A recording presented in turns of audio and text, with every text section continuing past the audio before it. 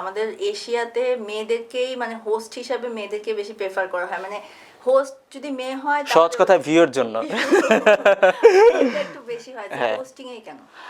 সেটা হচ্ছে হোস্টিংটা আসলে আমরা যারা কমেডিয়ান তারা আসলে বললাম না ইনস্ট্যান্ট সেন্স অফ হিউমার বা হচ্ছে সেন্স তৈরি করতে পারি বা হিউমারেস তৈরি করতে পারি।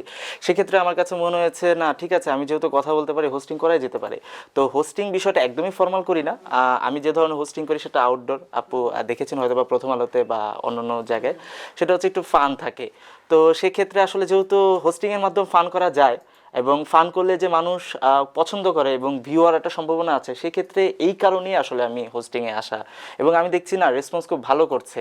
আমি যেখানেই যাই না কেন যদি একটু ফান ঢুকানো যায়, একটু মজা করা যায়, আর মজা করার বিষয়টা কমেডিয়ানরা একটু ভালোই পারে। আচ্ছা, কিন্তু আপনার হোস্টিংয়ে কিন্তু খুব দারুণ, আমি দেখেছি। আমার পিছনে যারা থাকে তারা হচ্ছে পুশ করে, আমি সেটাই করি।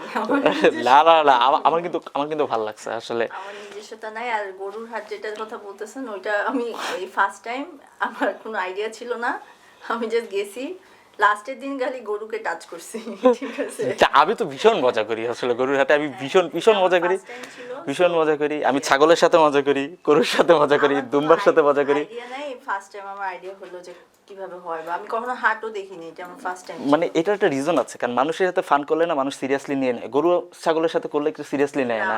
মানে ওই যে গুতা টুতা দেয় এই আর কি, এগুলো। ওই তো মানুষও তো দেয় নাকি। ওকে ভাইয়া, আপনার স্ট্যান্ড আপ কমেডিতে সব জায়গায় পলিটিক্স থাকে, সো আপনার মানে এই যখন স্ট্যান্ড আপ কমেডি করলে ছেড়ে দিলে কেন? পলিটিক্স বা এনিথিং এলস, মানে কি কারণে? সব কিছুর একটা জার্নি থাকে। যেহেতু দেখেছি যে স্ট্যান্ড আপ কমেডি নিয়ে যতদূর যাওয়া যায় দেশে দেশের বাহিরে, সেই সব কয়টা জায়গায় আসলে আমার ছোঁয়া হয়ে গেছে। এরপর স্ট্যান্ড আপ কমেডি জার্নি নিয়ে আমি বইও লেখালেখি করেছি। 2022 সালে আমার একটা বই ছিল মিরাক্কেল এক্সপ্রেস, বইটা নিয়ে লিখেছি। এরপর অনেক কমেডি বই লিখেছি। তো একটা পর্যায়ে আসলে আফটার করোনার পরে আসলে মানুষজন আসলে স্ট্যান্ড আপ কমেডির চেয়ে মানুষ রিলস বা হচ্ছে অন্য ধরনের ভিডিও দেখতে বেশি পছন্দ করে। আর যেহেতু স্ট্যান্ড আপ কমেডিটা এখন আর টেলিভিশন কেন্দ্রিক নাই, আর এখন আর হচ্ছে মানে আসলে মানুষজন আসলে এখন হচ্ছে ওই নাটকের মাধ্যমেও আসলে ওইভাবে দেখতে পছন্দ করে না। তো আমার কাছে মনে হচ্ছে সময়ের সাথে সাথে নিজেকেও একটা পরিবর্তন আনা উচিত।